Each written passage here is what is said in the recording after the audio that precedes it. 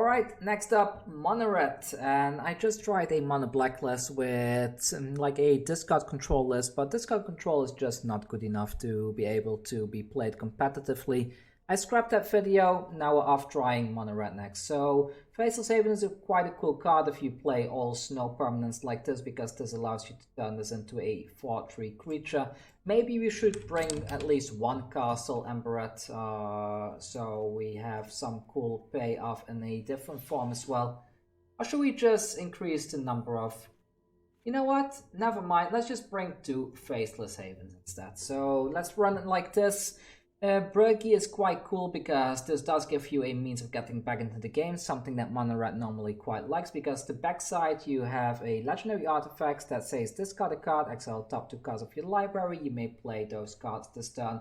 Once you have this thing on the field, then you can get some very nice stuff going on. Also with Birgi herself on the field, you can generate quite a lot of red mana, and you don't lose this mana as steps and phases end, so you could technically save all of it up for one big turn afterwards.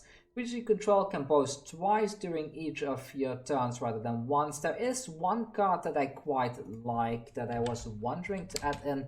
Maybe I should add some of those in, like this one, like Fearless Pup. Like this one gives you +2, but it would cost like 6 mana with the Birgi to be able to activate this one. I'm not sure if that's really worth it. We do have the Dragonkin Berserker in here because this is just an all-around great card. As first strike is a 2/2. Both abilities activate cost 1 less to activate for each dragon you control. Sadly, we don't have any dragons in this deck, but I mean, it's just a very solid deck in general. Once you do boast the Dragonkin Berserker once though, for 5 mana, you generate a 5/5 red dragon creature token with flying. So the more you boast, the more 5/5 dragons you're going to be producing, which is quite cool, especially if you have several of these on the battlefield. You just try to play some control for a while with your Shocks, your Frostbites, and your Bonecrusher Giant, and you just go on a full-on dragon plan, because I think these things stack, so it's like 1 less to activate for each of these. So the moment you have like 2 dragons onto the field, you are reducing the cost of that boss ability by 5, and with Birgi you can even with Birgi you can even activate that twice. So quite hopeful for this deck. Looks really cool. It's very thematic, very Mana Red feel to it, even though it has ice in it. So yeah, discard control was a meh deck. I'm not gonna play that again. I think discard control can be good in a deck that is fully focused on controlling the opponent. Lots of sacrifice, and then you use Tagri to kind of sacrifice your opponent's permanents in order to bring them to your side of the field. That could be quite viable, but the way I was running it earlier was not really.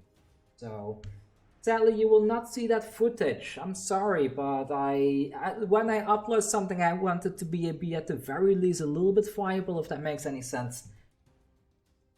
So here we go, waiting for the next opponent, and that's this place with okay, so we got our next opponent. We're up against BG v INA, and yeah, I mean, looks good. A little bit light on land, but we have some control elements. We have a turn 2 Robber of the Rich. Quite happy about that, and here we go. To their turn. Do I get to shock something? Okay, look, I know this is bad, but by doing it like this, I can activate my Robber of the Rich. I think normally I wouldn't be 3, 6, 7. Normally I would have had... Oh, actually no, it wouldn't have made a difference. But oh well, I activated it anyway. So here we go. We sniped a land off the top there, and... yeah, let's see. Swamp into a Valky. Ugh. That seems like a mistake. That doesn't look correct. Well, I'm gonna capitalize on that. Put this down. I would have taken the Bonecrusher Giant, but that's just me, I guess. Let's go ahead with these 2 again. We get another Robber of the Rich trigger. We snipe another land off the top there, down to 13, and the next turn, if we draw land, it's a Embercleave turn, so... Let's see what's next. Here comes a Roiling Vortex, and do we get a land? There we do. I guess putting the Torbran down is just as good, or maybe even better. We snipe yet another land off the top, down to 6. And we're pretty close to finishing the deal here. Okay. Alright then, that was a very quick game, and we get a couple of triggers. We get a Embercleave onto the Rob of the Rich, and we can tell them a good game. There we go. First game was very good. We didn't get to see much of our new cards in play though. Hopefully the next game will be different so we can see something fun in play. Quite happy though that Mono Red finally has some engine to, you know, to get back into the game. Like previously it didn't really have that, so quite good to see that. Because and like before rotation, was it before rotation we had stuff like what's it called again? The experimental something. Why can't I remember? I think it's Experimental Frenzy. Let's see. Experimental Frenzy. Yeah, it's Experimental Frenzy. We used to have that as a kind of a payback. We also had stuff from the Spectacle card. What's the name again? Like show... What? Like, I'm having a slight head again. I can't even recall all the card names right now. What's the thing called? Like...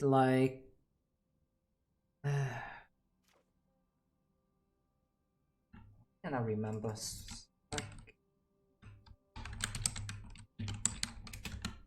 Okay, this is a good hand to keep. And let's see, like my head says something. Show.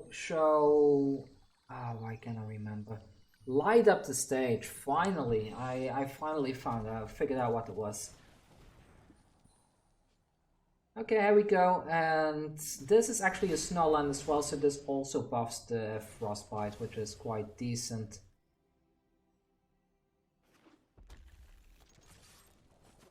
And there we go, that's the first bit of damage, and I guess I'll put the Dragonkin Berserker down next. Or not. Oh no, that's not happening. Sorry, but is this... yeah, this isn't... So let's get rid of that thing, and I'm not a fan of them ramping into whatever they're planning. But let's do this. We still got another thing to get rid of something here, so let's see if we see another mana door coming down that we can frostbite it. Yeah, perfect. There we go. Let's get rid of that. Bye bye. Here comes the Anax. Then for a very good turn next time we can put the Torbran down, attacking for an absolute massive amount of damage. Not a Sculptor. Alright then, so here comes the Torbran. We go in with both of these.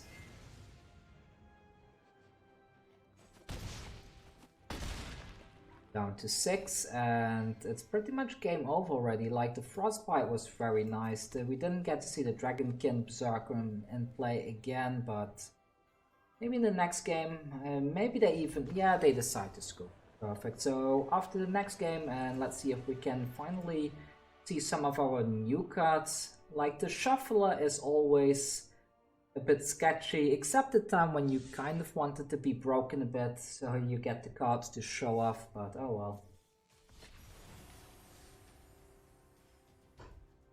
So there we go, next game. Waiting for the next opponent, but yeah, like you can see, Mono Red is doing Mono Red stuff. Mono Red always does Mono Red stuff. It's such a good deck, especially in best of 1. And especially when there's so much uncertainty in the format like right now. If you want to get to Mythic fast, copy this deck, and as soon as this patch goes live on the official client, you should play this deck and just keep playing. You will get to Mythic in a day. If you just play from morning until night, just this Mono Red deck, you will be Mythic. You may have some lost streaks here and there, and that kind of pushes you back to tier, the lowest tier in whatever rank you are at, but as long as you keep trying with a deck like this, you will get the mythic for sure. It's just absolutely ridiculous how good these kind of decks are. Ah, one land. Yeah, I cannot keep this. Ah, why?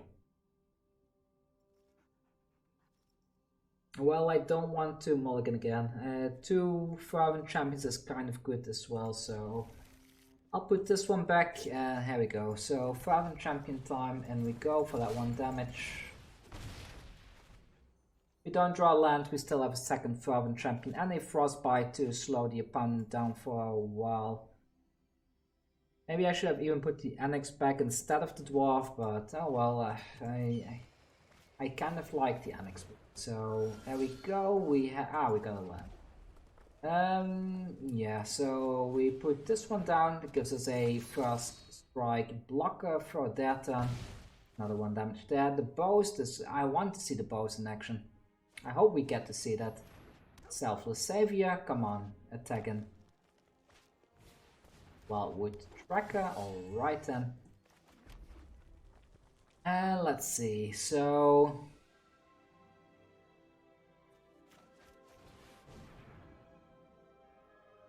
There we go with this one, and... I mean, I'm okay trading with whatever they got here. I don't want to lose the Dragonkin Berserker though with the Selfless Savior. I'm fine trading the Fervent Champion. They can... Oh! Okay, that was a mistake. I forgot about that. Blocks, you get +1/+1. I completely forgot about that, but it's fine, it's fine. So, this thing needs to go.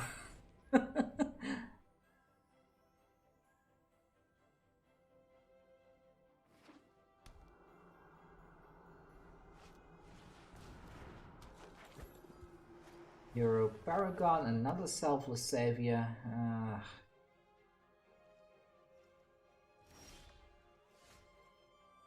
Should I just get rid of these saviors now? Then I don't need to deal with those anymore.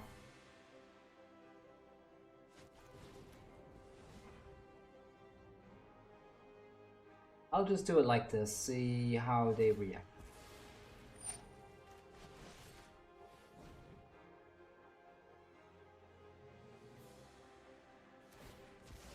Okay, there, the saviors are gone. And I still got another Fervent Champion here. This thing has indestructible, so I don't really feel like attacking in here, so let's pass the turn. We're just 2 lands away from boasting, which is also quite decent.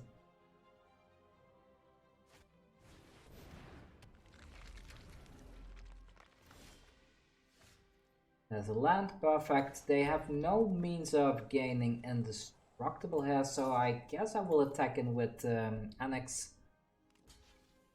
If they want to double block, they block with 1 creature is also fine. We get some tokens there. Elvish Warmaster. This looks like a fun deck to play as well. Let's see. So, kind of want to put the Horn onto field, but let's go with this instead. And no attacks yet. I'm kind of completely set up now. Maybe this is just the game I end the video on, because we got everything here. Hopefully we can do some nice stuff. The opponent cannot really attack in here though. Oh, wow.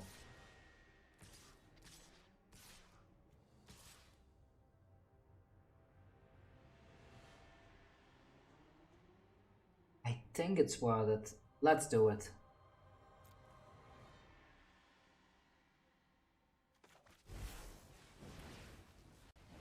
So we generate 1 mana there, and we put it on here. There we go. We cannot activate this, but what we can do is by putting it onto the Birgi. There we go. Now we have a 4/4 blocker.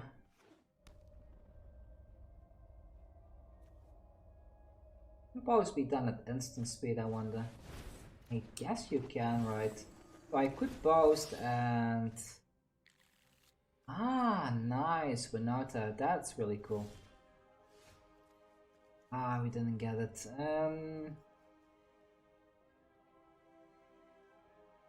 Yeah, I mean...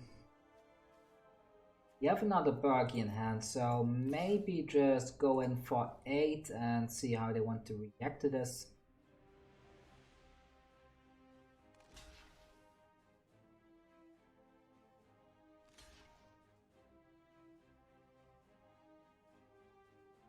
You're seeing a lot of blocks here.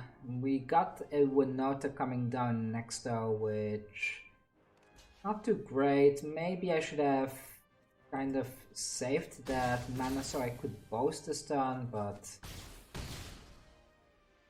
we go, and yeah, the Birgi survived unfortunately. Let's put it back onto the Dragonkin Berserker then. And the turn here, and let's see if we can actually do it.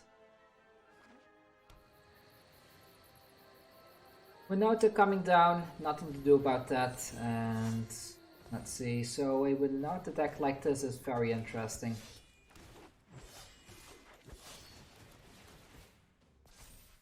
A lot of Winota triggers, as expected. Oh no, wow.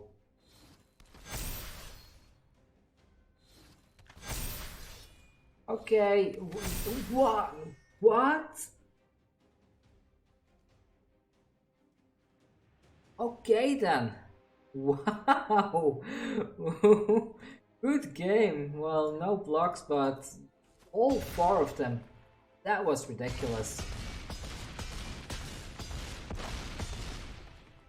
Well, that's powerful Winota there. So we kept on missing the land drop. We could not do the Dragonkin Berserker move.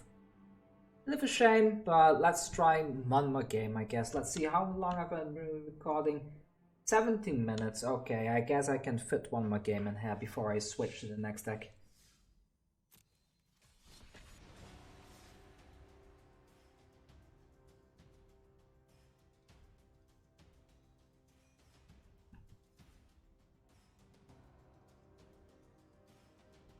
And off we're again, waiting for the next opponent to show up. Let's see if we can. The waiting queues are a little bit long in this version of the game, but oh well, it's just the way it is. So yeah, how is everybody doing today? I hope you're having fun with this kind of a preview. It's kind of out of my system lately, so I'm oh nice. Look, we have a very nice curve. I think I will save the shock so I can generate mana with the Birgi later on. I think that's just a better way to do it. Birgi is such a cool card. Let's keep this. Yeah, let's keep this. Ah, look, we have a very nice playing field as well. Okay, pass it on. Oh, we got 2 Dragonkin Berserkers. That's gonna be cool. Gonna be really cool. Maybe this is the game. Maybe this is the game. Let's see. Let's see.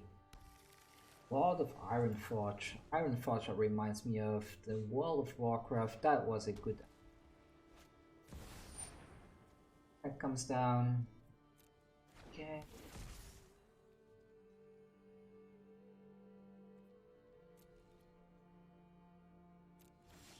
My turn. Alright then. So we put a Dragonkin Berserker down. There we go. Next turn it's Birgi down. I think we have time to set up.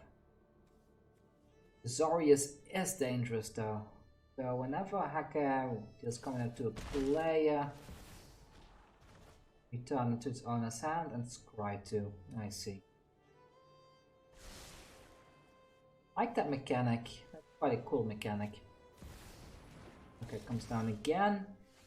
And yeah, it's... Can I get rid of this? Maybe I do, right? I don't like playing it like this, but I think this is correct, so... Get rid of that one, and then we can put the Berserker down instead. I'm hoping that we don't see a board wipe now, because I have everything now to kind of ramp into a double dragon.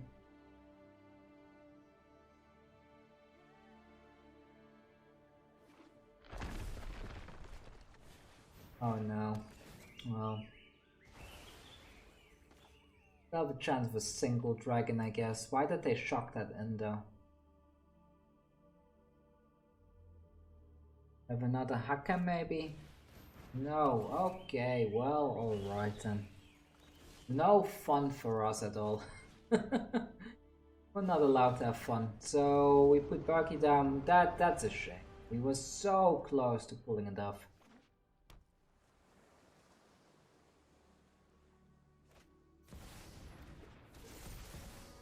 There is Alrund creature, yeah. There's a land, let's see, so I think I need to just get rid of this, so let's do this.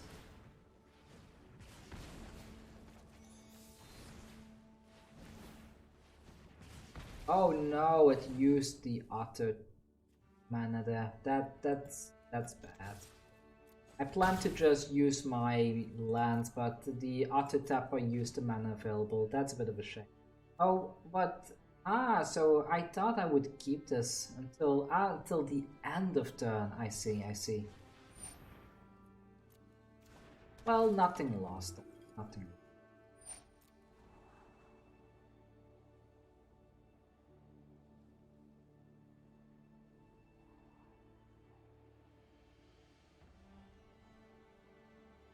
Does a bit of scrying action there to try and find something off the top.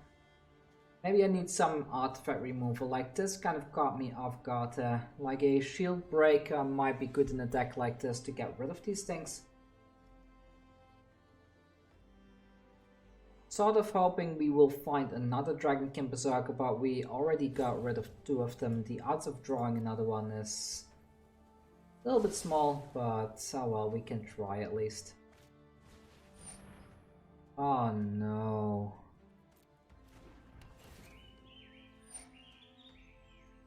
Ah, opponent, you're annoying, really.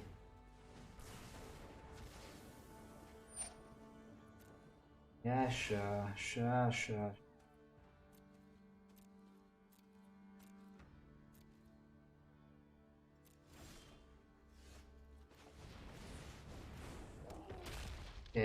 Okay then, well, at least if we draw land we can Embercleave next turn, but this lineup of glass caskets is not great. This also not perfect, not perfect.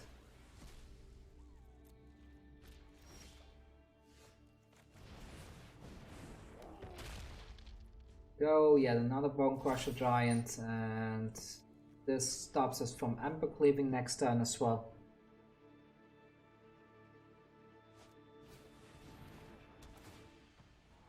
Omen of the Sea. Let's see what they put. If they put something at the bottom. Like they put 2 stuff on top earlier. I don't think they drew both of those things yet. So we might be seeing 1 top, 1 bottom. Unless they have changed their mind. Yeah, there we go.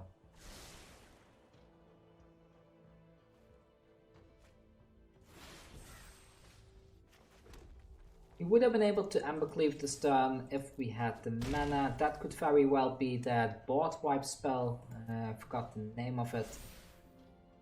Let's see. So, well, a board wipe is kind of good if they bring a creature back. Yeah, they are bringing this back instead of the Alrund. So my guess is that they have a board wipe at 3 mana here. Gain 3 life, and let's see.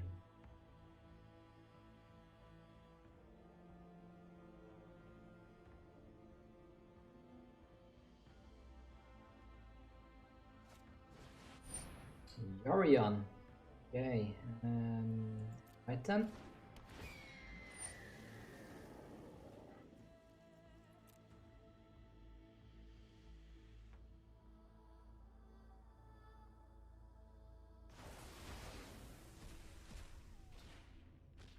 They do not want me to have that back. I was kind of hoping they would trade for one of these.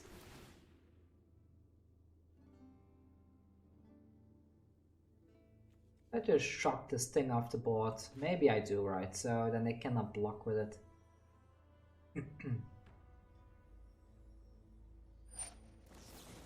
Let's just shock this. There we go. And at least we get an Embercleave turn next turn. And having the Embercleave on the field already is quite good as well, because it does allow it. Maybe shocking that prince was a bad idea.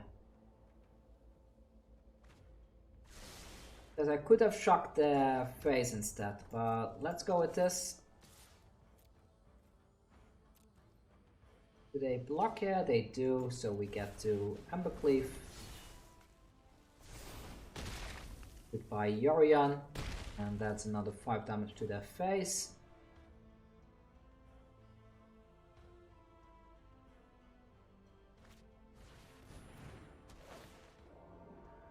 Enclave comes down.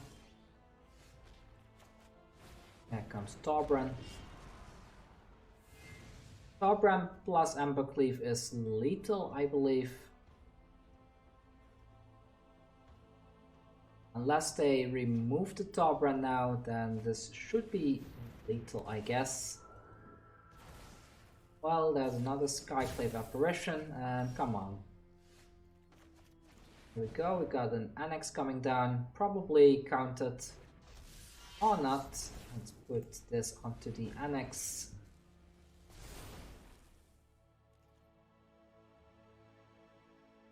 There we go, here we go, here we go. What are we seeing next?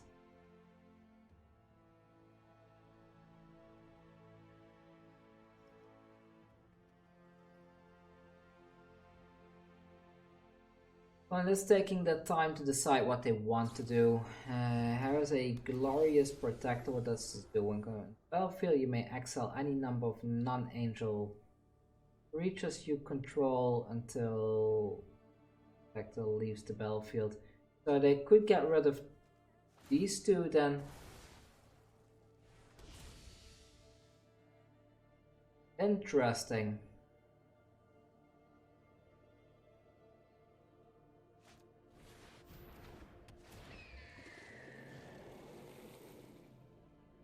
That's interesting, because that's quite a nice combo with the Glorious Protector and the Skyclave apparitions.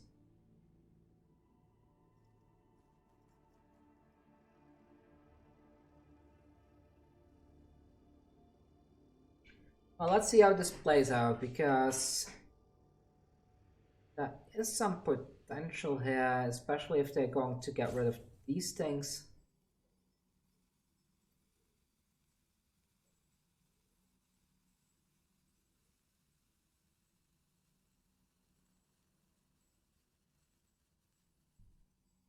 Kind of seems like the opponent is not really sure what to do either though, so...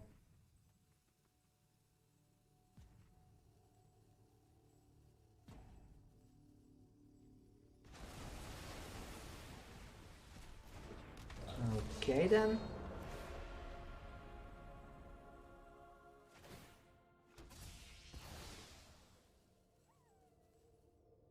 We have a 4/4 illusion now, which is quite decent. Everything comes back.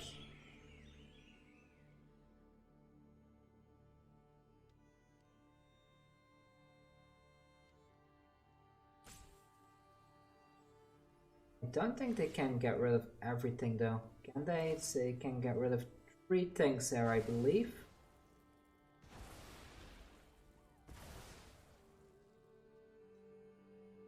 Oh.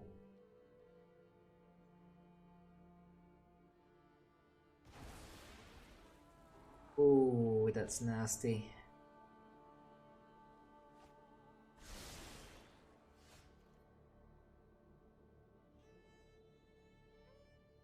How do I do this?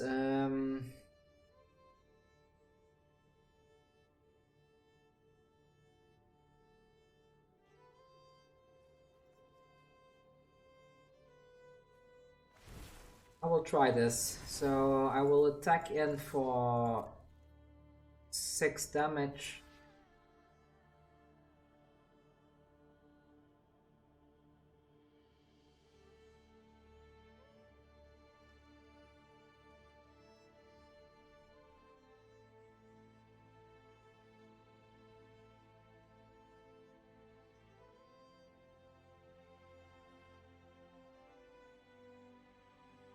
was kind of hoping they will block with a Skyclave apparition instead somehow.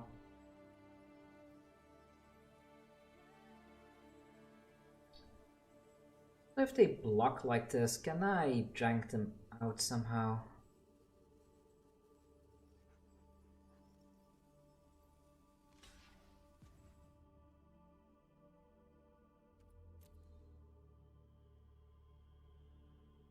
Let's see here.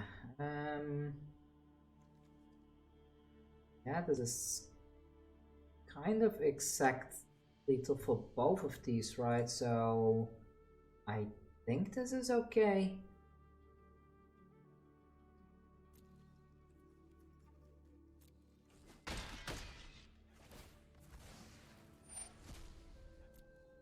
So I get a 3/3 back. I kill that one as well. This one will...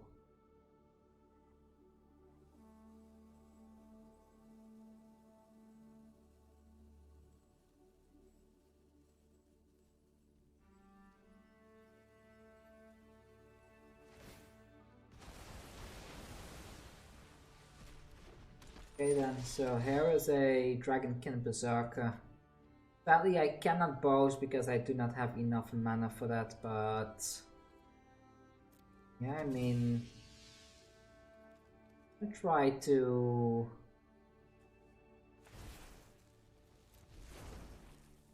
This has no point equipping this now because that won't do anything, so... I guess I need to do it like this now while they are tapped out, push them down to 4.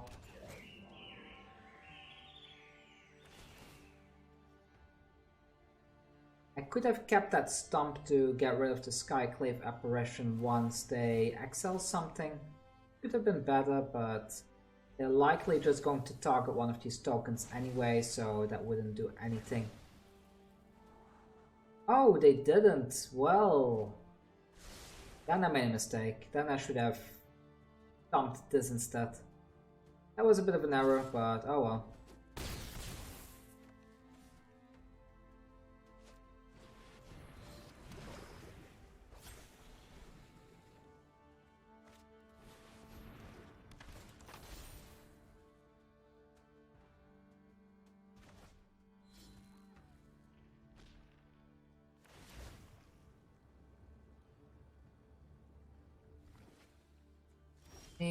What can we do here? So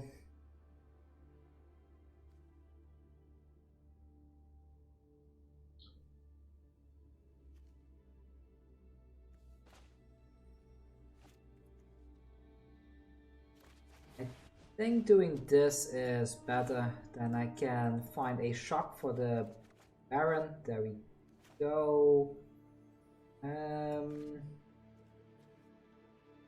Yeah, getting rid of the Baron is the correct target here. Then the Tassa cannot get...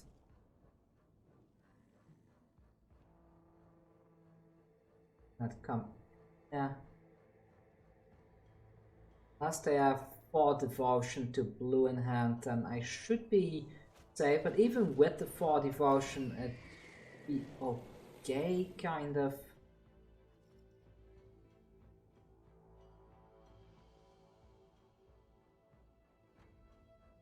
What they can do here is to exile the Skyclave, then I get a 2/2, and then they exile that 2/2 at the end of the turn.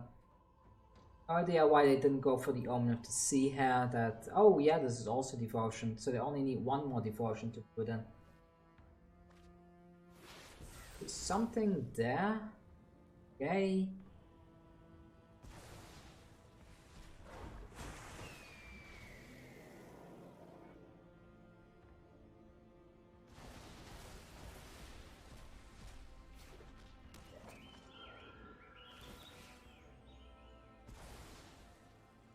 That's gone. Frostbolt deals 3 damage, but it's to a creature or a planeswalker. So I think I just need to spin the wheel here and hope for the best. So here we go. Let's get rid of that Frostbite. Not really. I mean, we're not dead yet, but That's about it.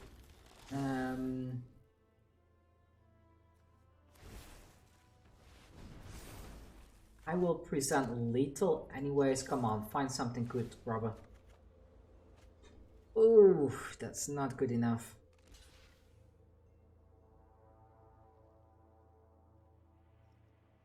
No matter what, the Yorion has to die. That's clear. So goodbye Yorion.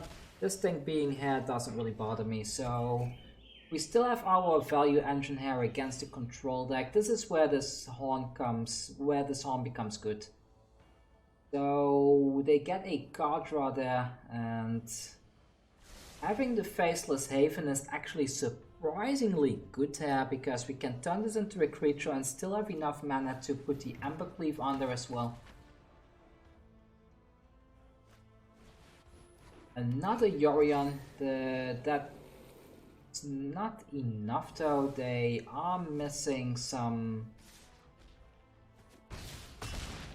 Down to 2. Did they make a mistake there? Was that on purpose?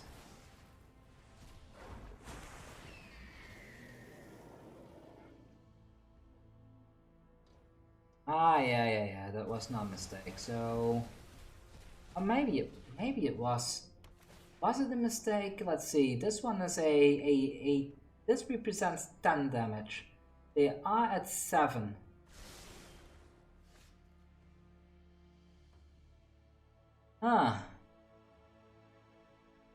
So this is 10 damage coming in, then these two need to block both of them.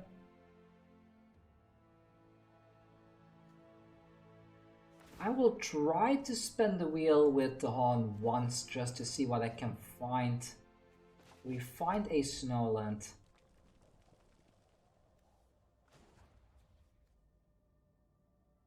I think this is the play. I'm doing it like this, and then I put this onto the Haven.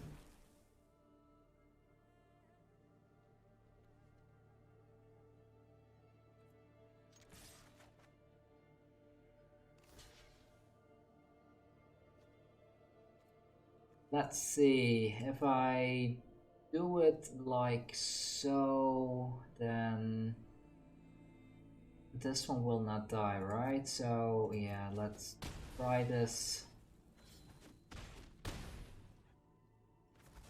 But they got a 2/2 coming back now, and that should be game, unfortunately. I think that's game. Like, they can get rid of my land, and nothing I can do really, unfortunately. So yeah, they got exact lethal.